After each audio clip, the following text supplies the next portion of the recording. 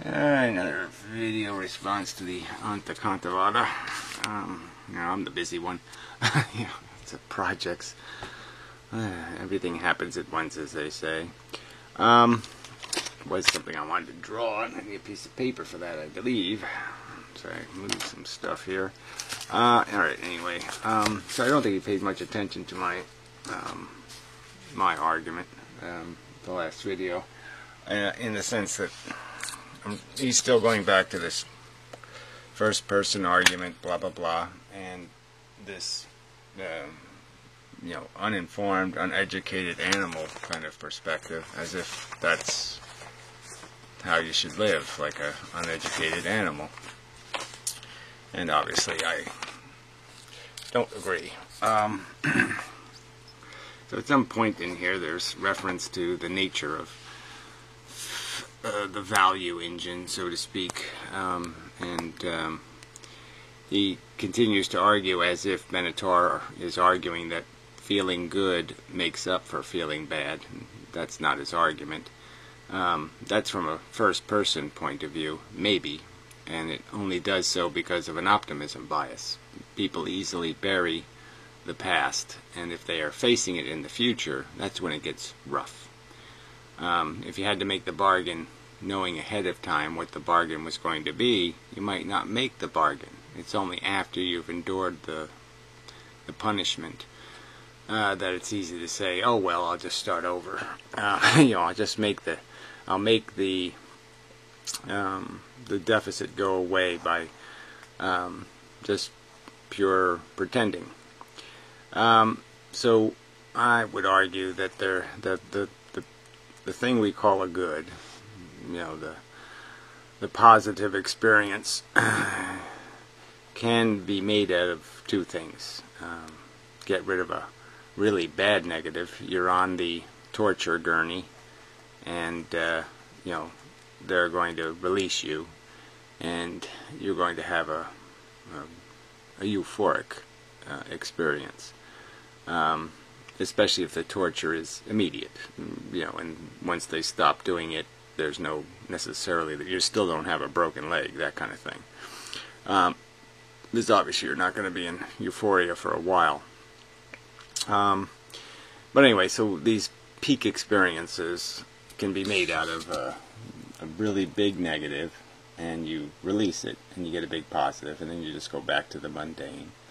Or you can have a lot of little negatives, just a lot of little irritations, poverty, DWI, blah blah blah, and then you have a release of freedom from those worries or concerns.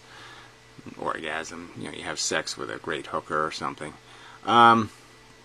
or some other event takes place, like winning the lottery or whatever, and you have these peaks. But there's always going to be, my argument, I think, is a valid argument that hasn't been refuted, in my opinion, is that we don't know what the unharassed state is, because we can only achieve that through some sort of meditation or great discipline. And it is a good state, so that the true evil of life is the fact that it is making good out of the removal of the whip. We are whipped by the game, whipped from the moment of birth, and we are chasing comfort. We're chasing the removal, a place to escape the whip. And you can sort of see that in most of culture, the obligations of life, sickness, work, the crap that happens, the obligations and the tediousness and all that kind of crap. And we see that we really are just striving to unburden ourselves. We're striving to retire. Most illegally used drugs are called painkillers. And it's not for an inaccurate reason. It's because that's what they do, and that's the nature of euphoria, is the absence of a harassment.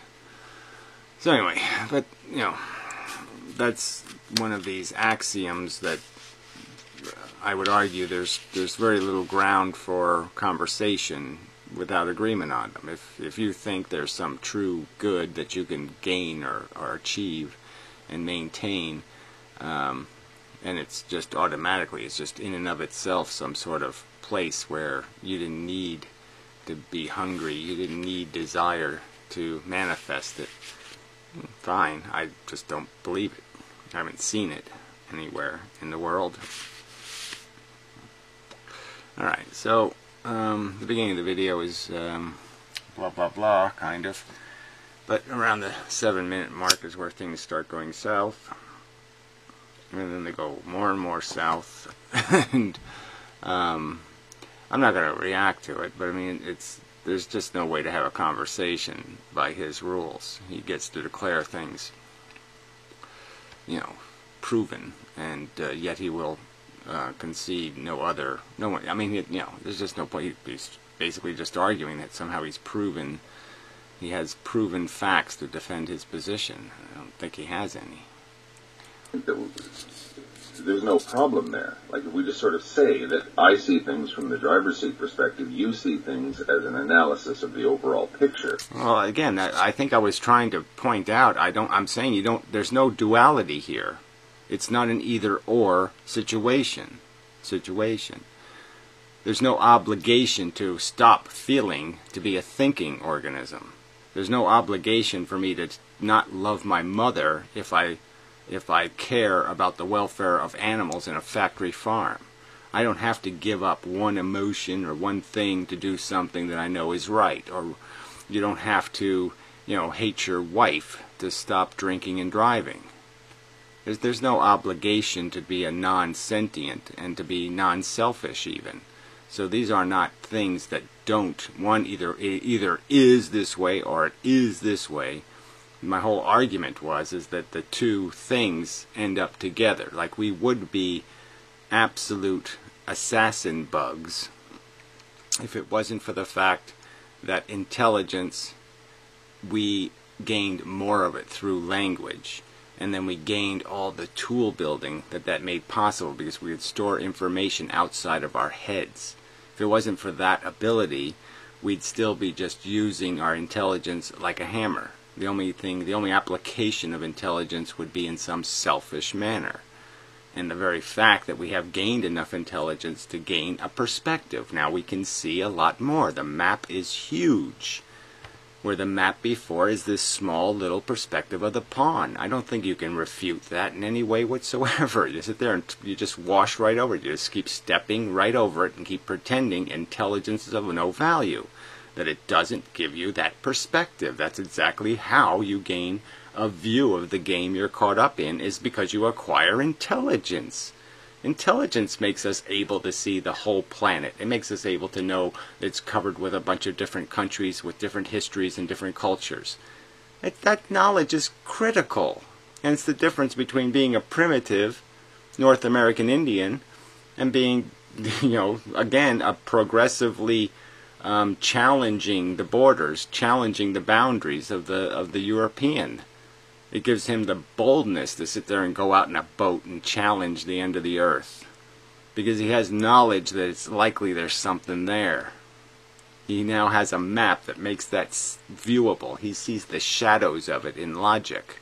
And that's why he gets in the boat and he points it that way. The overall, you know, you're outside of the car, I'm inside of the car. You're watching what the car does, I'm driving the car. Or I'm in the car watching it be driven for me, or something like this. So again, I just totally reject this idea that I'm not still an individual stuck in a personal car. It's fundamental to the argument. That's exactly, and it's the only thing that makes the fact that we even have to have this conversation possible. If I could be the perfect logic machine, would this conversation be over already? Because I wouldn't have any conflicts of interest or any debatable hypocrisies or any of this other nonsense. The argument would just be clear. If this is where value is, so again, we're going back to the argument about what value is. and your claim that you're making real goods rather than compromised goods, goods that required an investment of bad. And again, I would argue that even if you could make the argument that your goods are real goods, the fact is your victims are experiencing real bads, and you're never going to be able to unweave that. You're never going to get your oxygen without tormenting animals for no damn good reason. And as long as that fact exists, you're done. And as long as the fact exists that children will be born mongoloid and retarded and deformed, and experience all kinds of horror, as long as that's a fact, you have no game to play, because you're a sadistic torturer by fact, not by somebody's assumption or presumption. These are the factual realities. This is what life on Earth costs. If I invite 50 people to stay at my house, we have to understand that maybe one bathroom isn't going to work, because it's a fact. Both perspectives are equally valid. Bullshit. Again, equally valid as what? You're saying the insect's biological imperatives are just as good as Einstein's diagrams of energy equalities and such, conservation of energy. The understanding that there's a conservation of energy in the universe is just as valid, just as interesting, just as important, just as factual a description of reality as the assassin bug's perception that that other living creature is food. It isn't. One of them's an ignorant impulse. One of them is a long developed and through much perspective gaining of knowledge. To say they're equal, that those derived understandings have an equal and similar or even source, is just wrong. The source has nothing to do with each other. The discovery of mathematics is not, I fucked a good hooker last night. Those are just not the same kind of discovery. Now, what I would try and do is try and reconcile the two. Alright, well, I'll jump ahead, because again, this fake duality that the two can be separated is just nonsense in the first place. They can't be. But the truth is that your intelligent mind can understand that you're a deviant, completely conditioned, and incredibly trivially motivated psychology. I mean, the intelligence knows what a barbarian lies at our soul, and you're saying that intelligent perception is invalid somehow because the barbarian's opinion that, you know, when the intelligence says you're a stupid thug and the barbarian just says, no, I'm not, that's somehow an equally reasonable response. And it's not. It's crap. Alright, jump ahead. Like I said, lots of bad stuff in here. Yeah, lots of bad stuff. Well, we'll try right around here. There's a whole chain of crap. Quite a while back, where I was sort of, talked into describing my practices. And essentially my practices are this. It's just basically a means of familiarizing myself with what I am. Right, okay. Well, all this stuff, so later he talks about this in the sense that anybody can do this. And so he's saying because he says he's a Superman, and that I could give him cancer and it wouldn't bother him, and I can break his back and it wouldn't bother him if he's in a wheelchair for the rest of life, in pain every day, wouldn't bother him, wouldn't deviate him from his joy at living. Because somehow his joy is something so incredible. Now, I don't see it on his face, to tell you the truth. I don't see a man in constant bliss. So, I mean, whatever you're selling, I don't think I'd want to drink it. I mean, you don't look like you're living any better life than anybody else. You look like a typical drone from my perspective. You look burdened. So I don't know what you're talking about. It's a means of being conscious of what I am and what is happening to me. In other words, I want to actually, in some sense, analyze my experiences in real time. That's... and again, I'm going to argue another context here and go back to the biology again, just to argue that there's no evidence in the entire systems, all these mammals. We can see what runs them. We can see that the system is whip and carrot, and or whip and non-whip. And this idea that you have some key that breaks open the human mind into some new dimension of manipulation, that somehow you've hacked it in some special way. Again, that's just an extraordinary claim, and you haven't even provided, in my opinion, ordinary evidence that what's going on in your head is any more entertaining than what's going on in my head. Looking at things which you say you're not comfortable with from the pawn's point of view. Again, I'm perfectly comfortable looking at it from the pawn's point of view. I'm not comfortable with the notion that we haven't stepped out of that. We're not cavemen anymore. We have the diagrams. We can figure out the analysis. We have the statistics. We're not ignorant. We're not blinded by our deficit, our borged position. We are elevated to see. We can look up and it's a mirror and we can see the game now. Intelligence, like say the mirror was just covered with condensation, and it's like, intelligence is wiping the condensation off and you can see the game. That's my argument. You, the puppet that actually has come to life to discover that he's still on strings.